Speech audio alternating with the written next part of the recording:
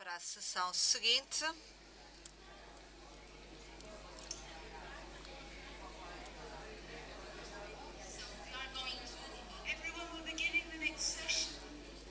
Vamos começar a sessão seguinte, que tem a ver com a gestão dos sintomas. A sessão seguinte é como é que posso gerir eu mesmo a esclerose sistémica. Chamo-me Maria João, trabalho aqui em Portugal, em Coimbra, sou reumatologista e tenho muito gosto em participar no vosso programa para doentes.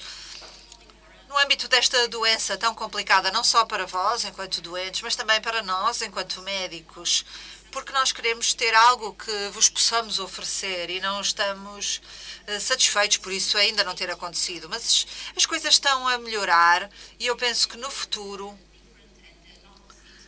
vão surgir muitas coisas novas no domínio da esclerose sistémica. Tenho aqui a Nina, que é doente na Suíça, vive na Suíça, e vamos aprender o primeiro orador, a professora Linda Kvankenbos, que trabalha na Holanda e também na Universidade de McGill, no Canadá, onde dirige o Centro de Doentes de Esclerodermia. Tem um projeto de doutoramento que se concentra na qualidade de vida na esclerodermia. A professora tem a palavra. Vai-nos falar sobre lidar com os desafios diários da esclerodermia.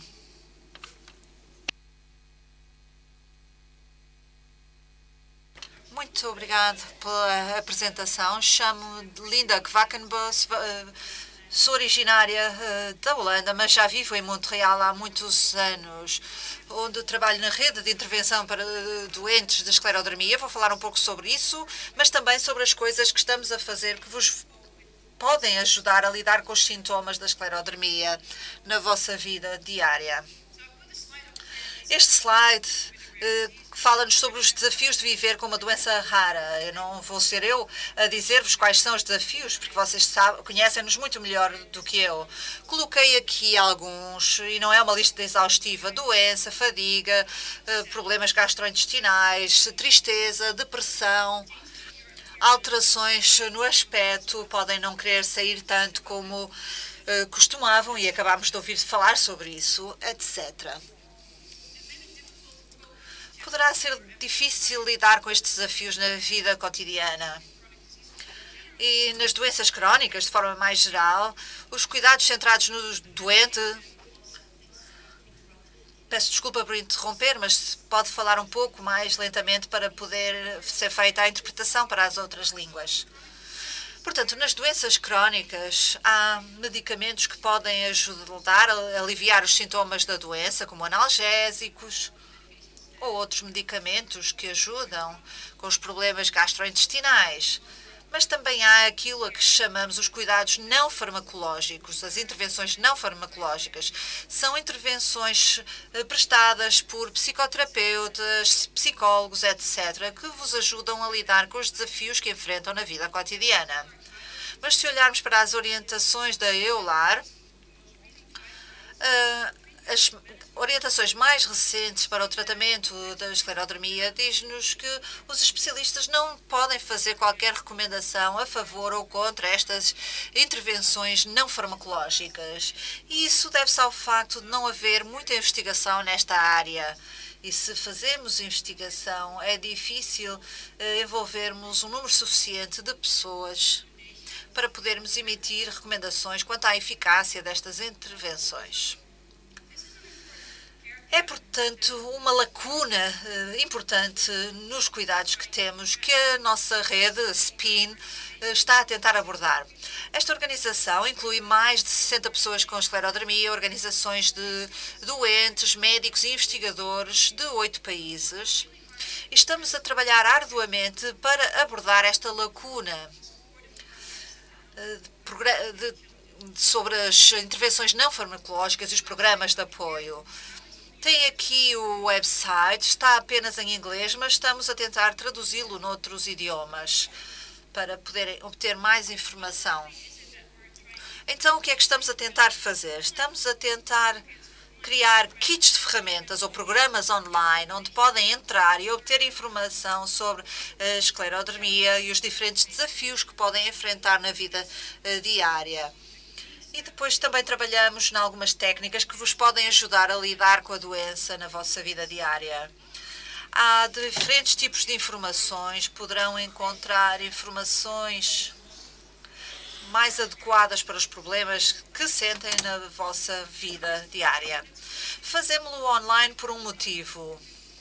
Porque se desenvolvêssemos isto e o implementássemos apenas num centro no mundo, haveria muitos outros doentes que não teriam acesso a isto. Se colocarmos online, conseguimos atingir muito mais pessoas. Conseguimos chegar a organizações de doentes, como vos mostrei no slide anterior. O que é que está incluído nestes kits de ferramentas? Há um módulo de relaxamento, por exemplo, e exercícios de relaxamento para ajudar a lidar com a dor, com as emoções e com o stress.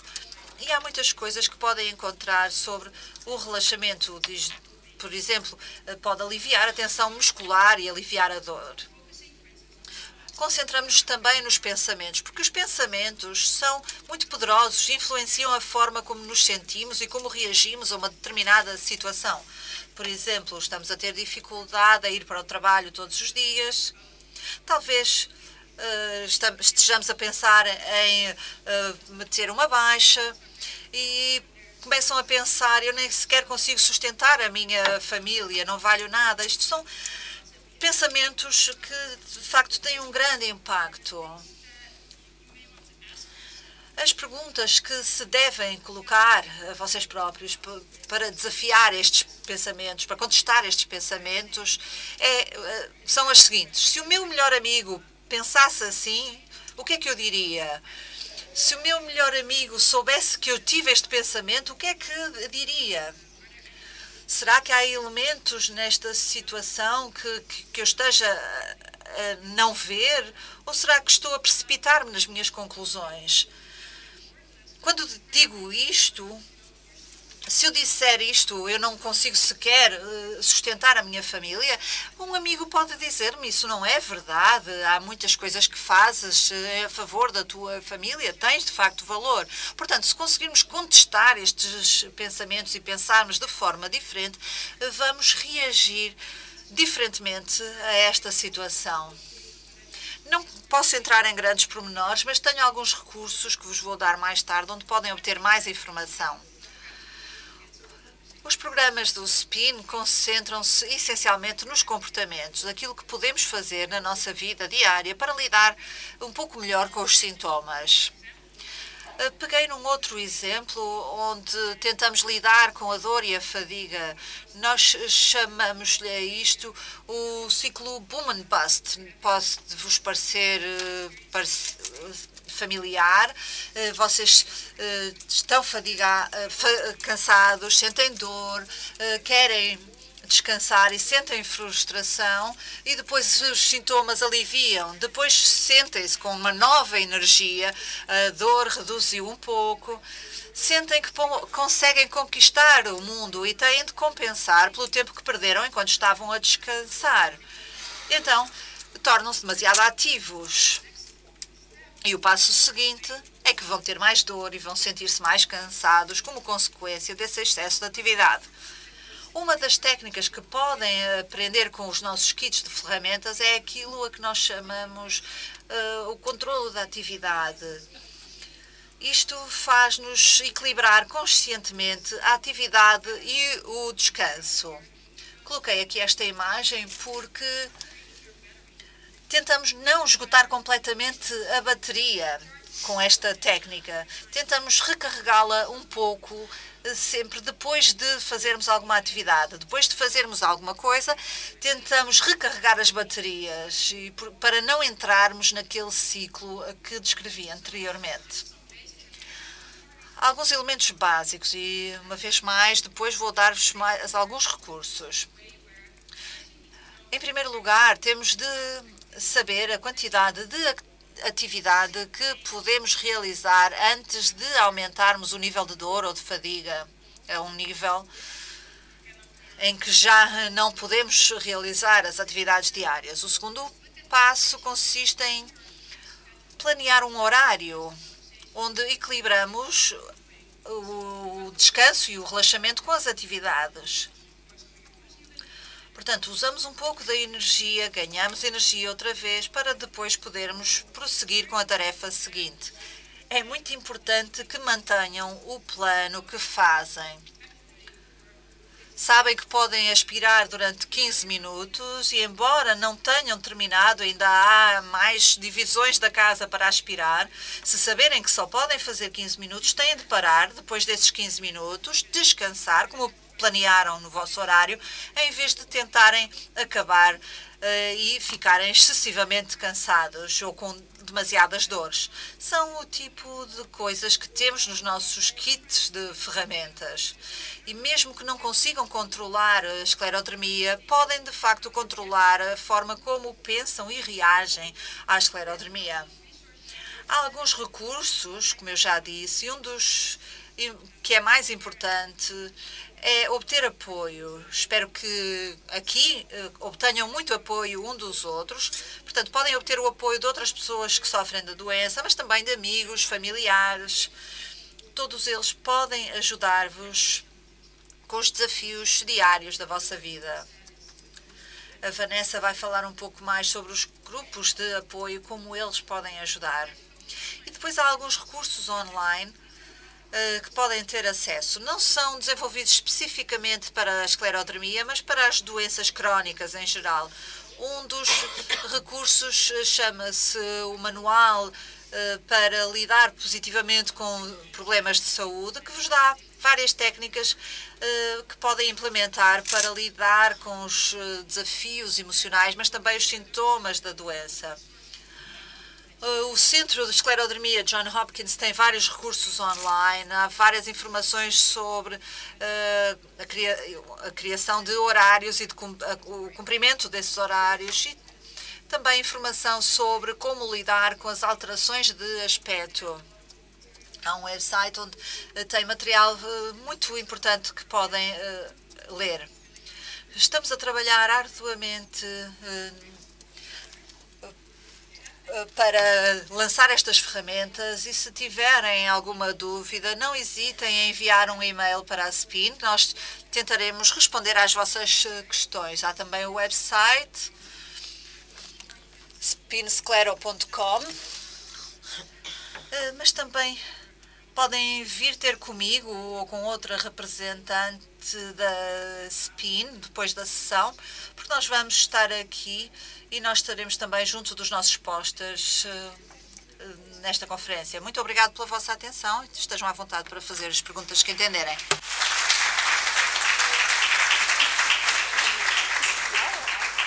Thank you, Professor Kavakianos. Muito obrigado. No final vamos ter algumas perguntas. Muito obrigado pelos ótimos conselhos que deu, também a nós médicos. A próxima oradora será a Vanessa Dalil, que estuda psicologia no Canadá, em Montreal, e irá falar sobre o tema ter grupos de apoio ajuda.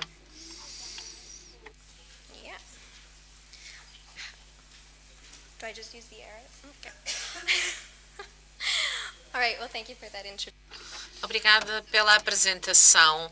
Para muitas pessoas que vivem com esclerodermia, lidar com esta doença pode ser muito difícil. Muitos doentes decidem que é bom juntarem-se a grupos de apoio que os podem ajudar a lidar com os desafios físicos e emocionais desta doença. O que é um grupo de apoio? Normalmente definimos um grupo de apoio como um conjunto de pessoas que partilham experiências comuns. E as atividades destes grupos envolvem uma componente de informação, bem como dar e receber apoio prático e emocional. O apoio pode constituir de várias coisas, pode ter lugar pessoalmente, online, pode ser com a ajuda de doentes ou de profissionais, como psicólogos, de trabalhadores da área social, etc. E pode haver alguma estrutura formal, com tópicos de discussão, mas também pode não haver esta estrutura fixa. Os grupos de apoio estão disponíveis em várias zonas da América e da Europa.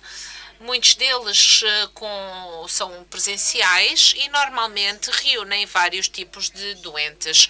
A nossa missão, trabalhando em conjunto com a Fundação da Esclerodermia dos Estados Unidos e do Canadá, é tentar ajudar a desenvolver uma infraestrutura com programas de apoio para os líderes destes grupos, aumentando a acessibilidade e a eficácia do apoio que é prestado. Neste sentido, foi necessário perceber porque é que as pessoas com esclerodermia participam em grupos de apoio ou não e alguns dos desafios enfrentados pelos responsáveis por este tipo de grupos. Neste sentido, decidimos realizar alguns inquéritos a membros dos grupos de apoio com o apoio da Fundação de Esclerodermia. Pedia-se aos doentes que respondessem a um questionário que demorava cerca de 10 a 15 minutos e fizemos vários questionários para pessoas, para doentes, mas também para outras pessoas que lhes podiam prestar apoio. E vou aqui falar-vos de alguns destes questionários, os dois primeiros que foram feitos a membros de grupos de apoio e a doentes de esclerodermia que não participavam em grupos de apoio. Este questionário, o primeiro deles recebeu 171 respostas, portanto, doentes com esclerodermia que iam a grupos de apoio. O objetivo era verificar porque é que estas pessoas se juntam e continuam a participar nos grupos de apoio, bem como os fatores organizacionais que eles consideravam importantes para o sucesso do grupo. Temos aqui as 5 principais razões para a participação em grupos de apoio e a frequência deste tipo de grupos. Como podem ver, as respostas são do tipo saber que não estou sozinho, aprender mais sobre a esclerodermia, aprender mais sobre os medicamentos utilizados nos tratamentos e os efeitos secundários, bem como saber mais sobre a investigação que está a ser desenvolvida. Aqui vemos outros benefícios. Avaliámos 30 deles, aqui vêm os primeiros 5.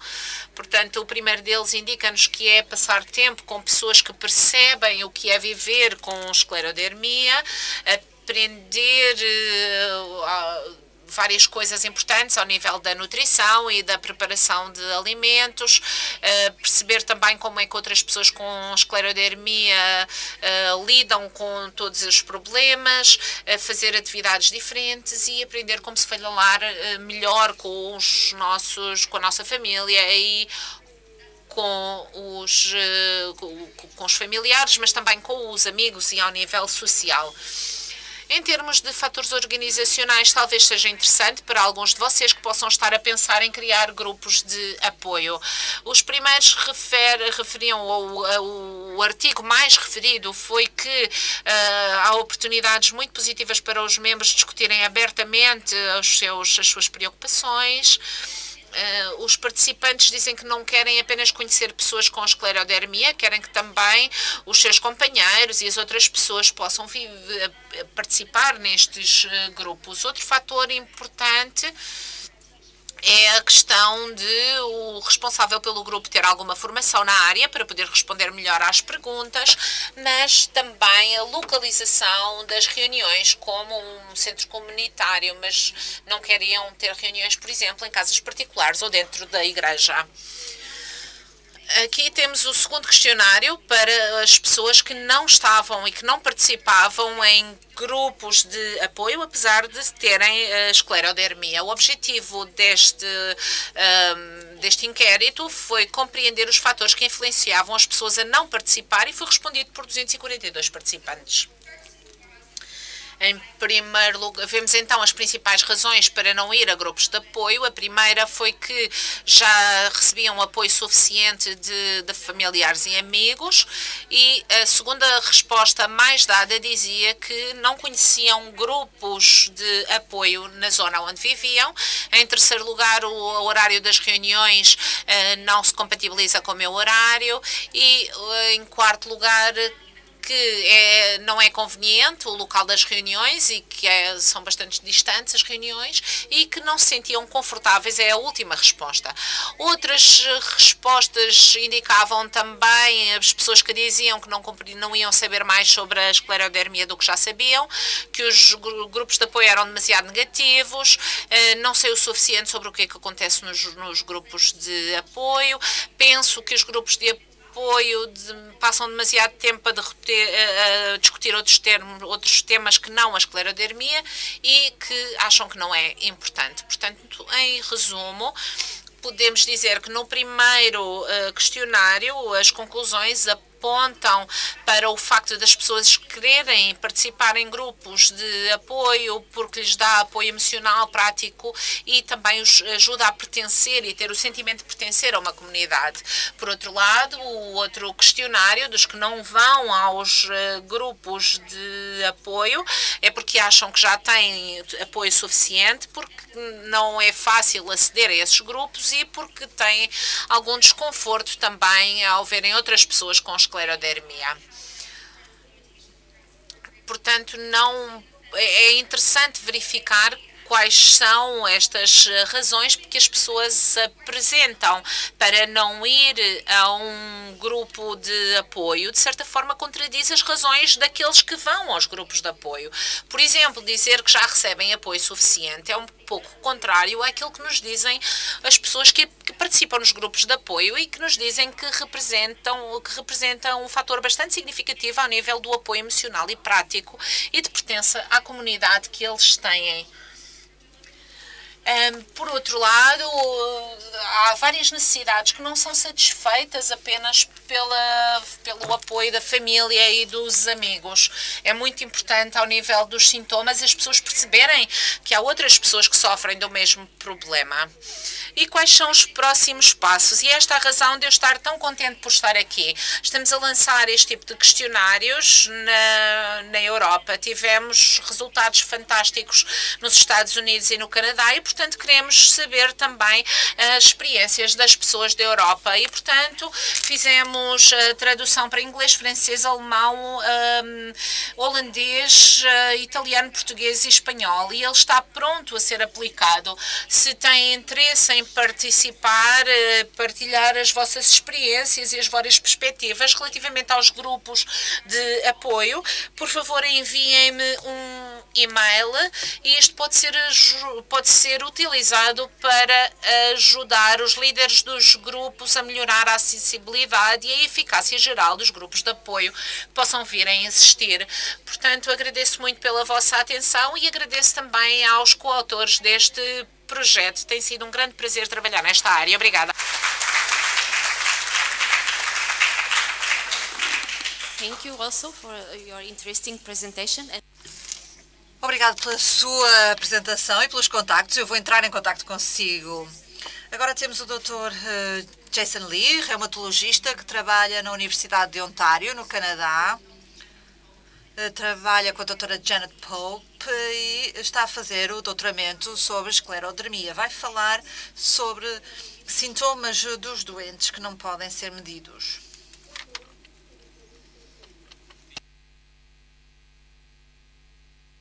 Muito obrigado por me receberem hoje para fazer esta apresentação. Gostaria de agradecer à doutora Janet Pope por partilhar os slides dela comigo para eu vos poder partilhar convosco. Em primeiro lugar, queria dizer como é fantástico esta sala ser quente e agradável. Os auditórios das sessões científicas são gelados e eu estou muito satisfeito por estar aqui e não lá. Para começar, vou falar-vos sobre sintomas que podem ser dolorosos para vocês e que não são medidos na prática clínica. Alguns podem estar a pensar o que é que isso significa, não medidos. Eu nem sequer sabia que os sintomas estavam a ser medidos. Portanto, vamos analisar tudo isso. Em primeiro lugar, vou começar por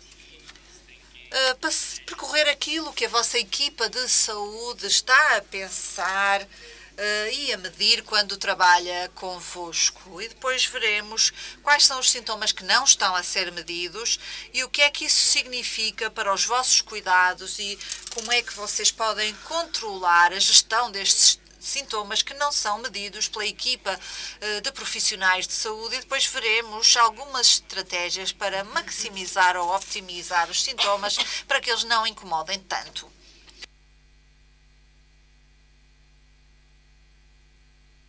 Todos aqui sabem que a esclerodermia tem muitos sintomas, não apenas aqueles que a vossa equipa de cuidados de saúde mede, como com os testes de função pulmonar, análise ao sangue, etc. E o motivo pelo qual a esclerodermia tem tantos sintomas é porque é uma doença multissistémica, ou seja, afeta muitos órgãos diferentes.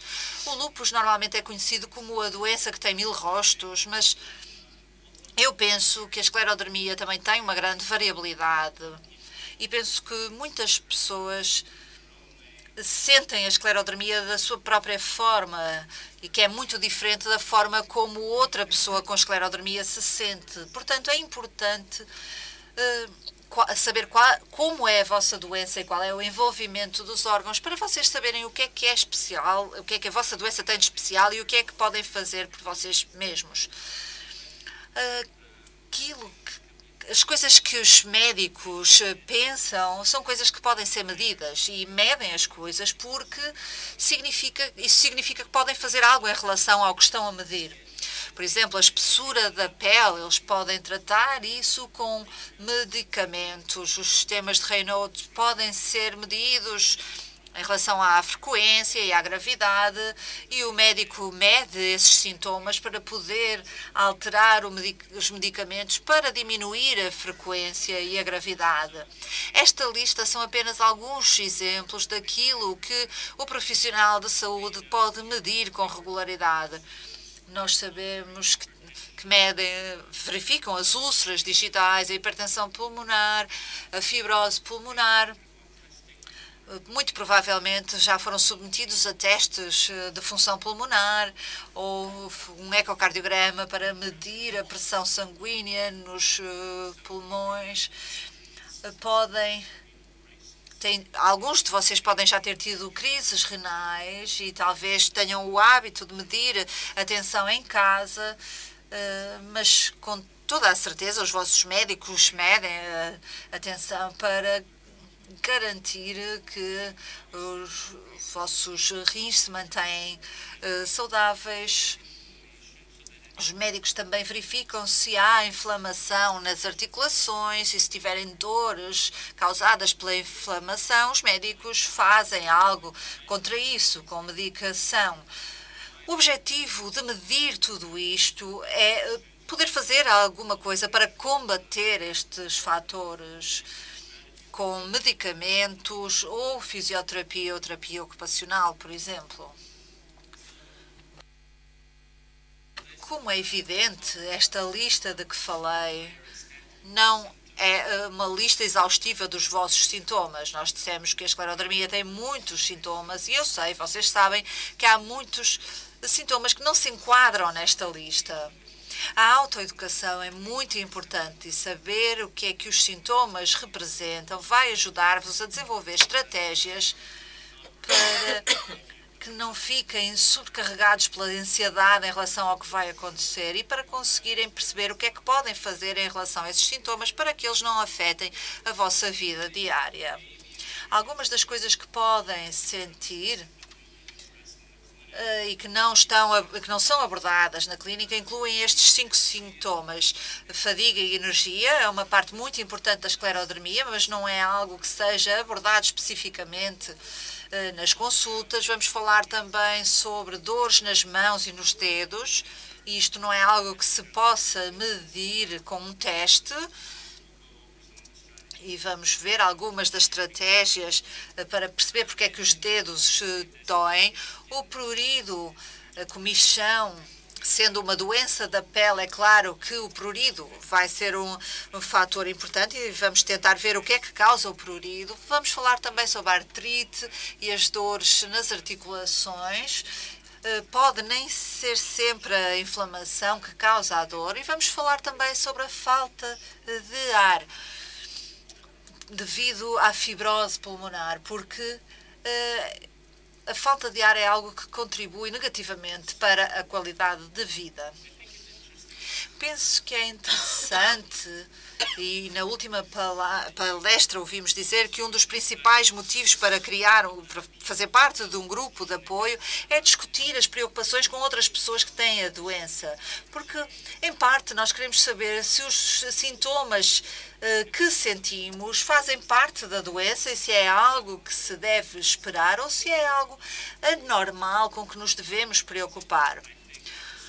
Uma das estratégias que podem ser úteis para aliviar esta ansiedade consiste em ter uma checklist daqueles sintomas, daquilo que eles podem representar, para saberem o que é que pode ser grave ou aquilo que pode ser tratado em casa. As questões relacionadas com a energia são muito comuns e há muitos motivos pelos quais podemos ter pouca energia. Podem estar relacionados com a esclerodermia ou não. E não saberiam se, a não ser que tivessem um processo para eliminar na vossa cabeça estas ideias, se tem a ver com a esclerodermia ou não. Uma das coisas que os médicos podem medir são os níveis de hemoglobina. A hemoglobina é responsável por transportar o oxigênio até aos diferentes tecidos, inclusive o cérebro, onde nós sentimos os níveis de energia. Dois motivos comuns para um baixo nível de hemoglobina são as hemorragias no estômago, que os doentes com esclerodermia costumam ter, ou estão mais suscetíveis de ter, devido aos níveis de ácido causados pelo refluxo, mas também pode dever-se a uma inflamação crónica, porque a inflamação no estômago altera a forma como se absorve o ferro no sistema. Outras doenças que têm inflamações crónicas, como a artrite reumatoide, têm o mesmo problema, embora não se trate de um problema do estômago. Um baixo nível de hemoglobina é algo que o médico pode medir na clínica. Portanto, quando vão ter com o vosso médico com queixas sobre o nível de energia, isso é uma das coisas que podem discutir com o médico. Podem dizer, acha que eu estou com pouca energia devido ao facto de ter a hemoglobina baixa, e o médico pode verificar e dizer, sim, a sua hemoglobina está baixa e pode tratá-la muito facilmente. Se tiverem hipertensão pulmonar ou fibrose pulmonar, podem ter baixos níveis de oxigênio, e se os órgãos estiverem afetados até ao ponto em que o ar existente já não é suficiente, o médico pode prescrever oxigênio complementar e isso poderá melhorar em muito a falta de ar ou os níveis de energia. Algumas das coisas que os médicos não conseguem medir na clínica são, por exemplo, o nível de dor que sentem, a não ser que vão ter com o vosso médico e digam, a minha dor é tão forte que consome a minha vida no dia a dia e eu sinto-me cansado porque a dor não está bem controlada. Nesse caso, mesmo que o médico não consiga medir o nível da dor, pode abordar esse problema. Uma coisa que devem saber em relação à dor é que há diferentes tipos de dor. Há a dor nervosa, que parece choques ou um adormecimento, e depois há aquela dor que não vem propriamente de danos nervosos, mas devido à falta de oxigênio ou à inflamação dos músculos e tendões. Portanto, quando vão ter com a vossa equipa de cuidados de saúde com queixas de dor, é útil explicarem o tipo de dor, porque isso pode ajudar. Má qualidade do sono e questões de saúde mental não são sintomas fáceis de medir. A fadiga pode ser causada por dormirem pouco. Portanto, se tiverem um diário de sono, ou se registarem os vossos padrões de sono, isso pode ajudar-vos, e os terapeutas ocupacionais podem ajudar-vos porque têm informação específica para isso. Porque se tiverem uma perturbação do sono relacionada com a esclerodermia, podem consultar um especialista de sono que vos pode ajudar, e isso poderá melhorar os níveis de fadiga. A esclerodermia afeta muitos órgãos, incluindo a pele e as articulações, e por vezes os movimentos não são os mais fáceis do ponto de vista mecânico. Por vezes, se a mão esquerda for afetada pelo facto da pele estar rígida na mão direita isso não acontecer, vão usar mais a mão direita e vão sentir-se mais cansados do lado direito. E é isso que têm de ter em mente. Porque é que eu estou cansado? Porque é que eu tenho tão pouca energia hoje? Terem uma lista deste género pode ajudar-vos a perceber porquê. Falamos sobre níveis reduzidos de hemoglobina. Vou falar-vos rapidamente sobre aquilo que o médico pode procurar na consulta, porque muito raramente é uma situação que ameace a vida, mas mesmo uma pequena hemorragia no estômago pode passar despercebida e causar muitos problemas na vida. Os testes feitos pelo médico são, por exemplo, uma endoscopia, que é uma câmara que é introduzida no estômago, que vai procurar úlceras ou rasgões no estômago. A fotografia de cima mostra-nos o esófago e alguns dos rasgões que acontecem quando se come um alimento que é demasiado grande. Estica o esófago tanto que o leva a rasgar-se. Por vezes podem sentir dor no peito, outras vezes podem nem sequer sentir, e isto pode causar uma pequena hemorragia. Na fotografia de baixo, vemos aquilo a que se chama o estômago de melancia, que é muito característico da esclerodermia. São vasos sanguíneos dilatados, que não são normais, e esses vasos sanguíneos são mais sensíveis aos ácidos e a pequenos rasgões e, portanto, podem sangrar. Para estes vasos sanguíneos que são maiores, vão perder sangue lentamente, sangue que não é detectável nas fezes, mas que tem implicações no nível de fadiga. Tudo isto é tratável. Há antiácidos que reduzem os ácidos no estômago para que eles não irritem tanto o estômago e o esófago. Portanto, pode-se resolver este problema dos baixos níveis de hemoglobina. Agora vamos falar sobre as dores nos dedos.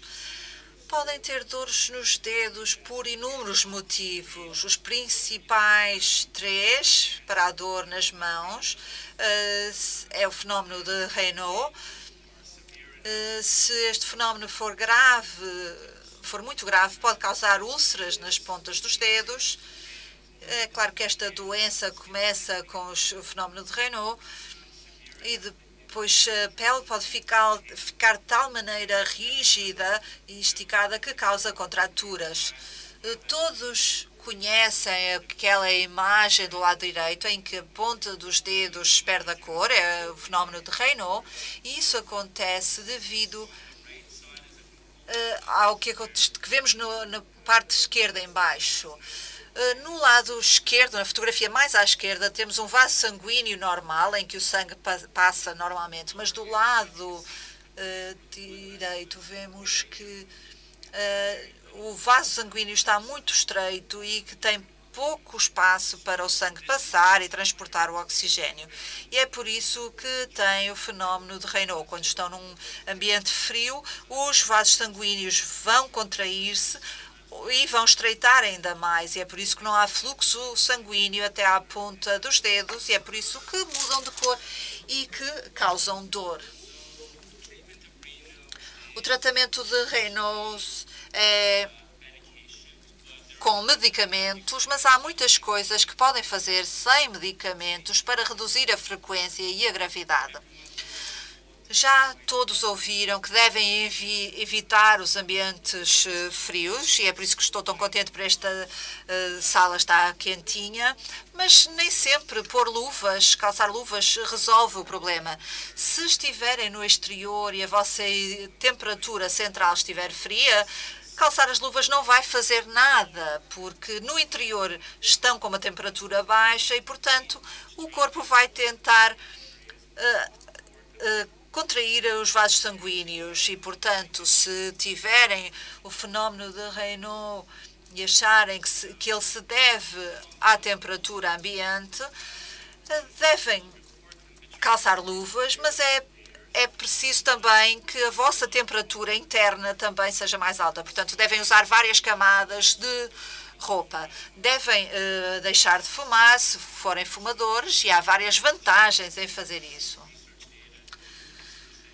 Não há nenhum estudo que prove isto, mas faz sentido. Se há um problema nos vasos sanguíneos, que os vasos sanguíneos estão muito estreitos, o facto de fumarem só vai piorar isso. Alguns talvez estejam a tomar medicamentos para ajudar a relaxar esses vasos sanguíneos. Quando eles estão apertados, estreitos, o que se pode fazer é tentar relaxá-los para eles alargarem. E os bloqueadores do canal de cálcio são normalmente o exemplo típico de terapia de primeira linha. Se estes bloqueadores não funcionarem, há outras opções. O médico pode prescrever estes fármacos como um fármaco que devem tomar quando é necessário, quando têm os sintomas, portanto, tomam estes bloqueadores quando sentem os sintomas do fenómeno de Raynaud, mas por vezes os vasos sanguíneos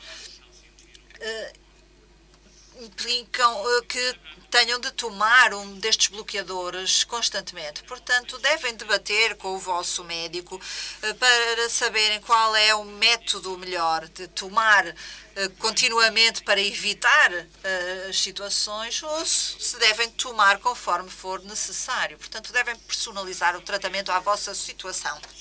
Algumas das outras opções, quando o fenómeno de Raynaud, as úlceras são graves, são, por exemplo, cremes que se podem usar na base dos dedos, nitratos tópicos ou por via oral. Uma vez mais, isto é algo que tem de ser repetido. Há alguns medicamentos que têm efeitos secundários. Há certos bloqueadores que podem causar tonturas e, portanto, têm de ponderar os efeitos secundários comparando-os com as vantagens.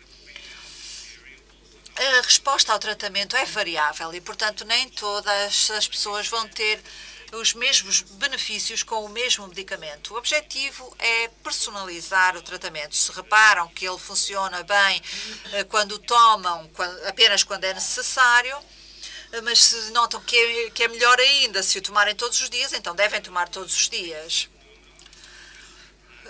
O objetivo da medicação, no caso do fenómeno de Raynaud, é reduzir em 30% a frequência dos ataques, para que não afete o vosso funcionamento. Algumas coisas que foram estudadas e que sabemos que não funcionam incluem estas terapias. Sabemos que o corte de nervos ou a simpatectomia não funciona. Era algo que era comum, mas agora já não se faz. Se alguém vos recomendar isso, digam não. As injeções de Botox são controversas. Alguns dos dados no passado eram negativos, mas agora há evidências mais recentes que dizem que talvez possam ser úteis para o fenómeno de Raynaud. Se vos pedirem para experimentar, talvez o devam fazer. Os esteroides não funcionam e têm os piores efeitos secundários. Portanto, para o tratamento do fenómeno de Raynaud não devem tomar esteroides. medicamentos anticoagulantes talvez pareça fazer sentido, mas infelizmente os anticoagulantes não ajudam com o fenómeno de Raynaud. E o mesmo com os medicamentos antiplaquetários, como a aspirina. Há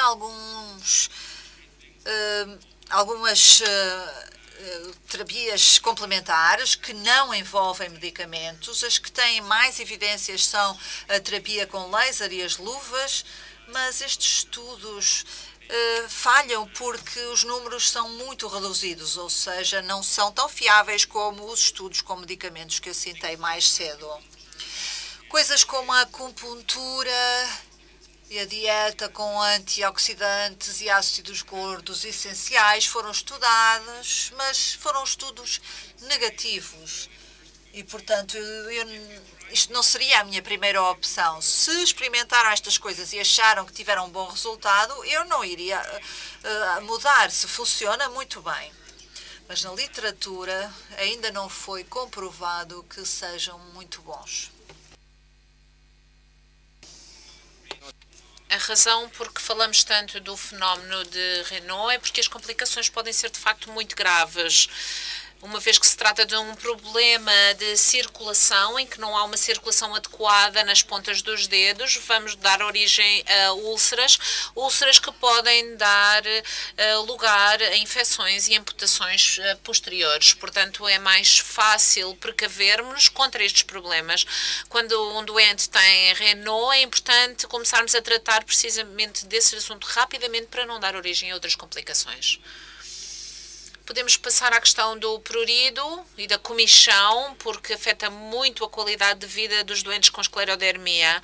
Mais uma vez, é uma questão multifatorial e a razão por que nos sentimos a comichão não se trata de uma inflamação ao nível da pele e a libertação de histamina que acaba por nos dar este sentimento de comichão nas mãos.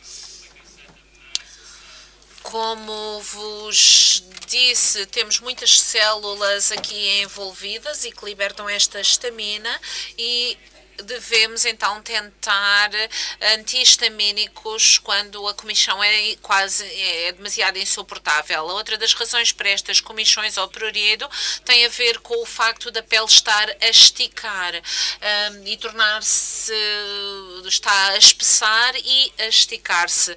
Desta forma, isto não tem a ver com inflamação, pode ser de outro problema associado, por exemplo, a uma insuficiência do fígado, que pode fazer com que a bilirrubina em excesso na nossa pele pode estar a dar origem precisamente à comichão e não ser decorrente diretamente da esclerodermia. Algumas das coisas que podemos fazer relativamente a isto, para além de utilizar antihistamínicos de venda livre, podemos também utilizar cremes hidratantes, tentar lavar menos vezes as mãos com detergentes e com sabonetes agressivos, que também pode ser muito útil para não tornar a pele tão seca. Muitas vezes ajuda também a mergulhar as mãos em água morna e se dever à inflamação, os médicos podem também receitar alguns medicamentos com base em esteroides, mas que têm sempre efeitos secundários. Por outro lado, temos também a questão da artrite. A artrite pode muitas vezes fazer parte da vida dos doentes com esclerodermia e vamos então falar de alguns dos pontos da artrite. De certa forma, o tratamento é semelhante a de outras doenças inflamatórias, como a artrite reumatoide, e podemos utilizar os mesmos medicamentos que usamos para esta doença. As terapêuticas de primeira linha incluem metotrexato, que pode ser tomado por via oral ou subcutânea através de injeções. São fórmulas já bastante eficazes e, portanto, o doente só tem que escolher qual é o sistema que funciona melhor para ele. Através de injeções podemos também receitar alguns esteroides e é preciso avaliar a reação do doente.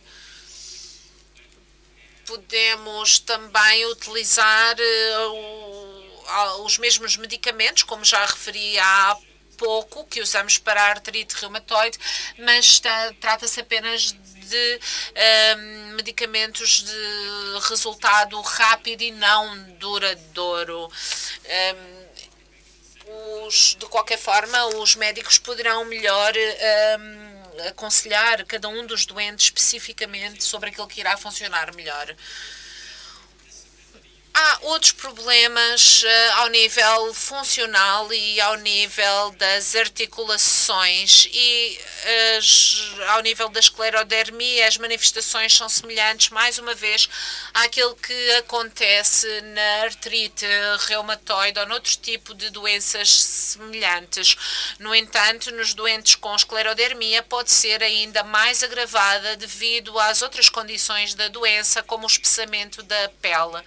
Em termos de artrite, resulta muito bem fazer algum tipo de fisioterapia, principalmente fisioterapia envolvendo as mãos, o movimento de esticar e dobrar as mãos, que melhora a flexibilidade dos dedos e que melhora a funcionalidade da mão, a função da mão e das articulações. Portanto, é algo que os doentes deviam fazer quase diariamente. E eu sei que já ultrapassei o meu tempo, mas vou ainda falar da questão das dificuldades respiratórias. A lista que vem é bastante curta e, portanto, é importante, são sintomas importantes. As dificuldades de respiração podem dever-se naturalmente a problemas ao nível pulmonar e das artérias pulmonares, porque a caixa torácica dos doentes não conseguem expandir-se tanto devido precisamente ao espessamento da parede dos pulmões e da própria pele nos diferentes zonas do corpo. Mas também pode dever-se a muitos outros casos e a muitas outras condições. Se uma pessoa, por exemplo, não tiver o cuidado de se manter ativa, acaba por estar num estado mais deteriorado e acaba também por sofrer com outros sintomas. Então, em termos de cuidados de saúde rotineiros, o que é que devemos fazer? Devemos sempre acompanhar a questão das doenças pulmonares, uma vez que elas são a principal causa de morte em doentes com esclerodermia. Sendo assim, é importante fazer sempre ecocardiogramas e também o acompanhamento das possibilidades de hipertensão pulmonar. Aqui, o que é que algumas dicas daquilo que podem fazer sozinhos. Para além dos cuidados prestados pela equipa médica, uma das melhores coisas que podem fazer é fazer exercício físico. Em termos de doenças pulmonares, que têm alguns sintomas semelhantes aos problemas pulmonares da esclerodermia, é aconselhado que se faça exercício. Portanto, ao nível da esclerodermia, isto também vai acontecer porque ajuda ao nível da fadiga, ao nível emocional, mas também em termos físicos, porque melhora toda a qualidade da vida e reduz as necessidades de hospitalização também. Aqui vemos dados de um estudo que incluía pacientes, aliás, doentes que faziam exercício regular e se conseguirem de facto fazer isto no longo prazo vai fazer uma grande diferença na vossa qualidade de vida. Peço desculpa, mas temos que terminar. Os problemas renais já não são tão significativos agora como eram anteriormente e é importante medirem regularmente a tensão arterial para verificar se de facto há tensão elevada. E penso que o que é importante é que a minha mensagem e a mensagem que vos quero deixar é que temos que compreender bem os nossos sintomas. Cada doente deve conhecer-se a si próprio e saber o que é que pode tratar em casa, aquilo que necessita de facto de intervenção médica e o que é que tem mais impacto na sua vida e de que forma pode melhorar a qualidade de vida.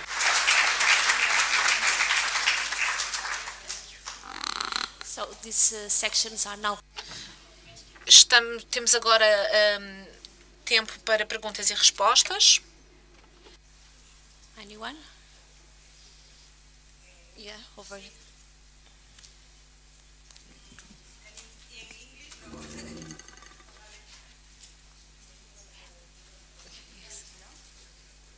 Mira, eu queria perguntar sobre... Eu queria perguntar a questão que falou sobre a injeção de Botox para o síndrome de Raynaud.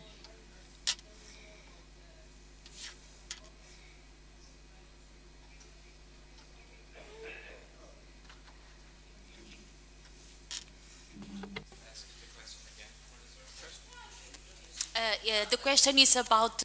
A pergunta tem a ver com as injeções de Botox para o síndrome de Raynaud.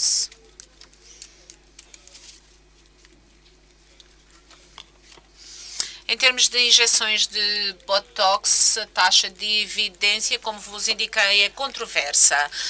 A melhor evidência diz que tem um efeito sobre o fenómeno de Raynaud e o médico, ou o reumatologista, o dermatologista, que tenha formação ao nível disso, pode aplicar injeções na ponta dos dedos para relaxar a ponta dos dedos e isso dura algumas semanas. Portanto, não é na ponta dos dedos, mas na base do dedo, que explica melhor o orador.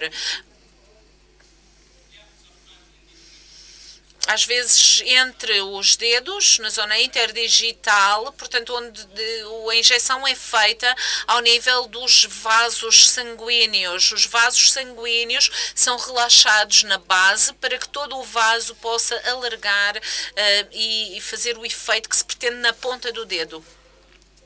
Mais alguma pergunta?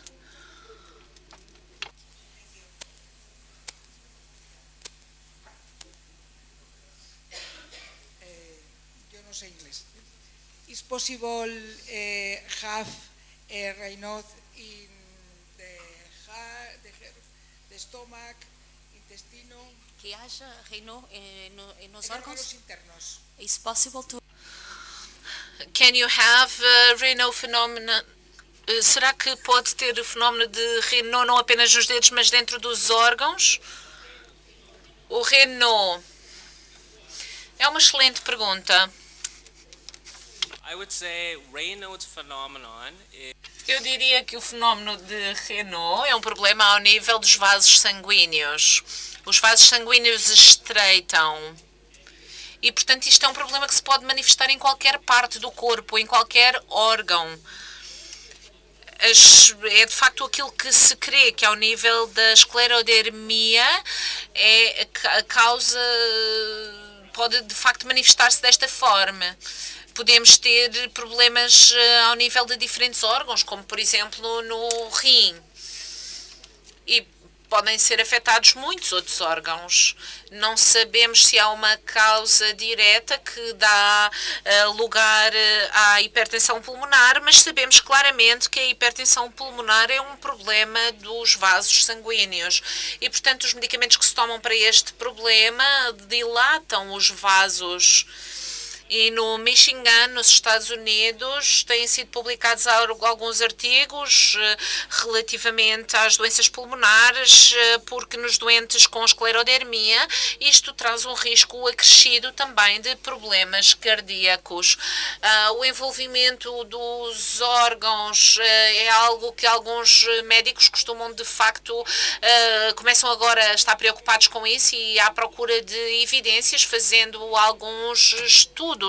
Portanto, se tiver alguma preocupação sobre isto, deverá de facto pensar quais são os sintomas e falar com o médico, uma vez que a questão das veias e dos vasos sanguíneos pode ser claramente medida através de exames físicos. Há mais alguma pergunta? Excuse me, is the very question. Mi inglés is very bad. ¿Es la misma, ¿hay alguna forma demostrable que puede... Há alguma forma demonstrável que possa ser Raynaud dentro de outros órgãos? É demonstrável? Ok. Sim, se há alguma comprovação, há provas que possam mostrá-lo. Será que é possível mostrar e medir e verificar se existe de facto o fenómeno de Raynaud nos órgãos? Bom, eu diria que esse nome, Raynaud, é específico daquilo que se verifica nos dedos. Os espasmos obtidos podem acontecer em qualquer vaso, mas fenómeno Raynaud é um termo muito próprio e específico para aquilo que acontece ao nível das mãos e dos dedos dos pés. No entanto, a manifestação é ao nível dos vasos e pode afetar todos ou poucos dos vasos sanguíneos. E pode ser, de facto, a base para muitos dos problemas que se verificam aos níveis dos órgãos. Portanto, se achar que os sintomas que tem são provenientes deste problema, o médico pode fazer testes, exames cardíacos, pode fazer um exame aos rins e fazer testes específicos para verificar se há, de facto, sintomas relacionados com os vasos sanguíneos nesses órgãos e poder adequar a terapia. So, we are finished. Thank you. Vamos encerrar então este painel. Agradecemos aos oradores e a todos os doentes e dou os parabéns à FESCA pelo trabalho fantástico na organização deste congresso. Dou a palavra à Anne Kennedy, que vai ainda partilhar alguma informação convosco. A última parte do vosso programa é uma sessão com a doutora Leslie Ann Sexto. Ela não pôde vir devido à doença de um familiar, mas enviou uma apresentação, um vídeo com voz. E o objetivo é, de facto, relaxarmos-nos ao fim do dia. Vamos, portanto, dispensar os nossos oradores e as pessoas também que não queiram assistir poderão também sair. E vou, então, mostrar-vos este vídeo.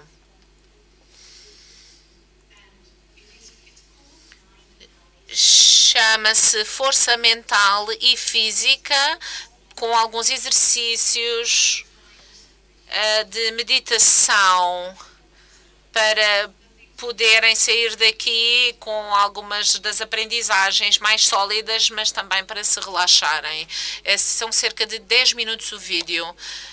E os intérpretes não poderão traduzir o vídeo, uma vez que não lhes foi dado com antecedência devida e será impossível, com as pessoas a sair simultaneamente, perceber o que é que se diz no vídeo.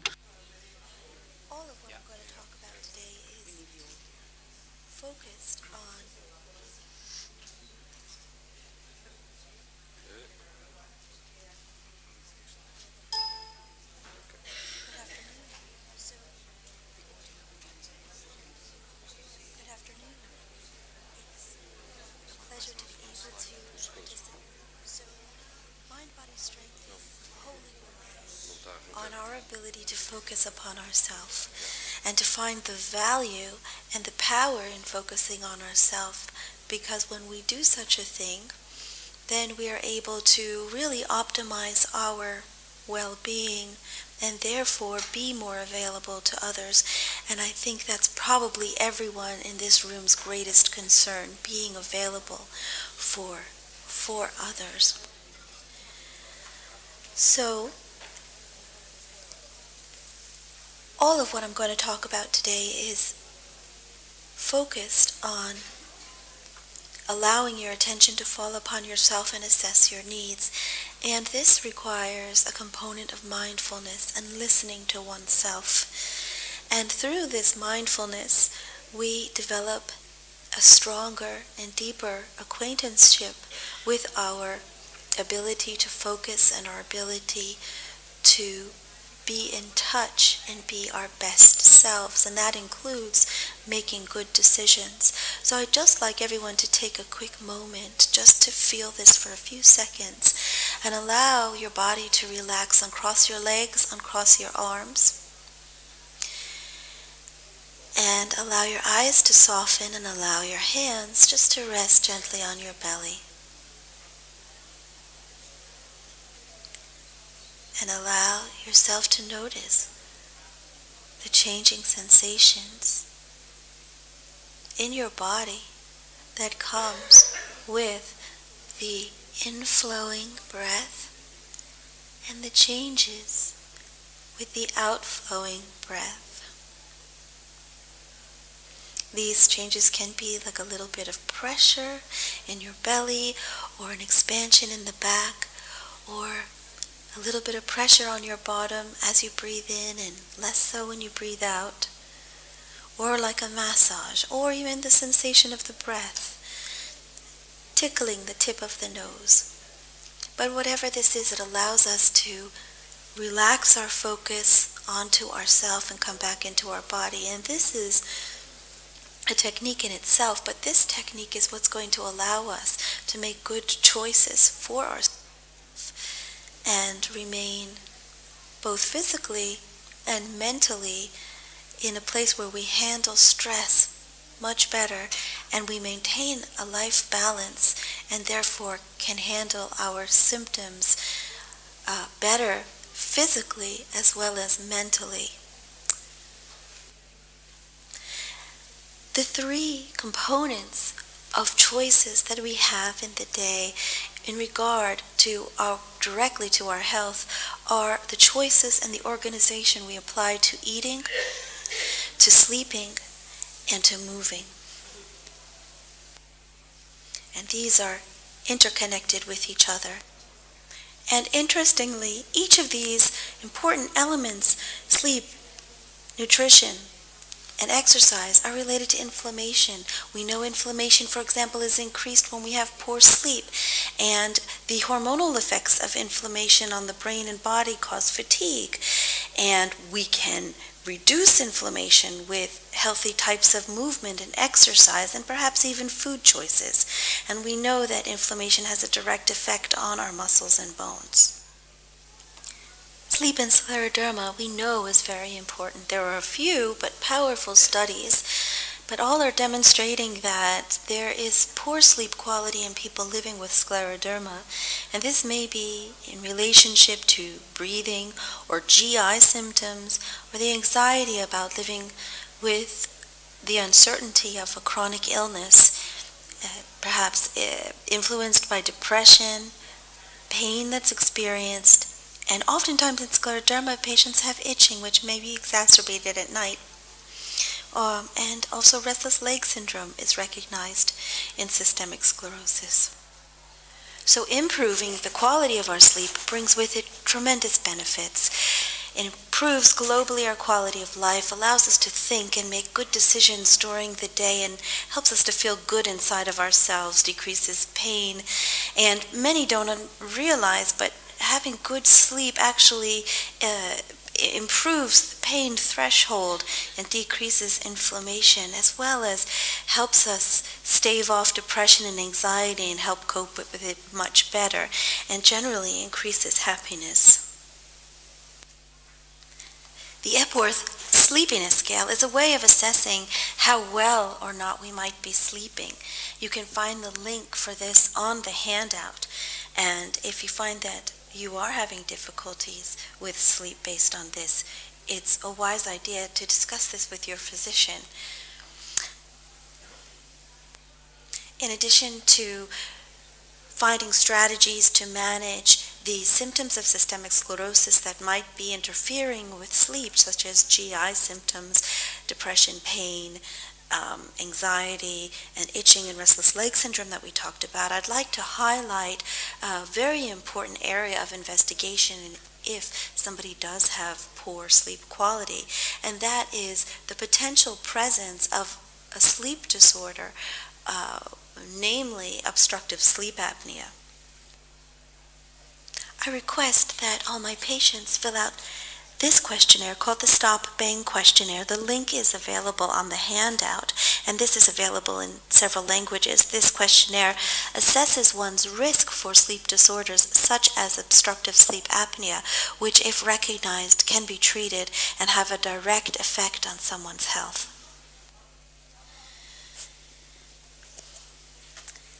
An important component of how well we sleep is how we're managing and organizing our sleep, and this is known as sleep hygiene. And according to the American Academy of Sleep, it's one of the single most important things that you can be doing, and that's paying attention to yourself. And when you do that before you go to sleep, you increase your melatonin, which is important to sleep. This is that special unwind time, the routine that lasts about half an hour before you go to sleep, that your brain recognizes when you're going through these motions and starts to prepare you to open yourself up to allow a deep restorative sleep. Other aspects of sleep hygiene includes having a healthy movement regimen, as we'll talk about shortly. There are medications that can make sleep better and make sleep worse. Look at the handout and go through some of your medications with your doctor. Caffeine, learn to recognize it because it can creep up on you, and try not to have it if you're having sleep problems after noon.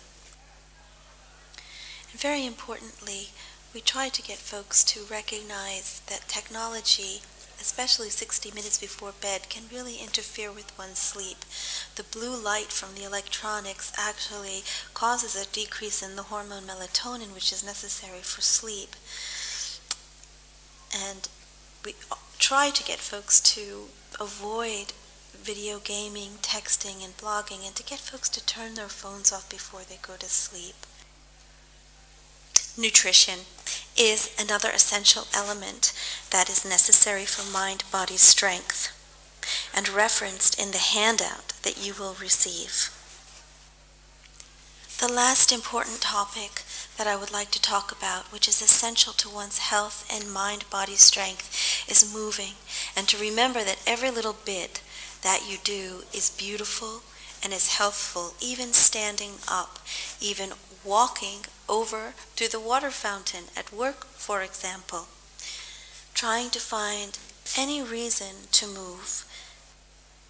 Any movement that we do for ourselves is healthful, but a regimen, like medicine, a regimen of movement introduced into your daily routine of 15, 20 minutes, maybe building up to half an hour, 5 days a week, is best. And we know this has a great impact on our brain's ability to function, our ability to work, our perception of pain, improving our sleep, and the reduction of fatigue. And we can say unequivocally that movement is medicine. Movement is medicine. When we move, our body produces chemicals and molecules that are similar to those in medicines that we take to lower blood sugar, cholesterol, blood pressure, inflammation, to reduce pain, to reduce anxiety and depression. One of the most essential things about moving for health is that movement should be pleasurable. Movement should feel good in the muscles. It should feel good in the skin. It should feel like maybe a massage, a gentle massage, or just something lovely. And these are sensations that you can focus on and connect with even when you're walking to your car, for example, or when you happen to be doing the dishes or vacuuming. But connecting with the pleasure of a movement and allowing movement to have pleasure also protects against injury and pain. The last slide I'd like to leave you with is the remembrance that every little bit you do in movement is beautiful and is healthful.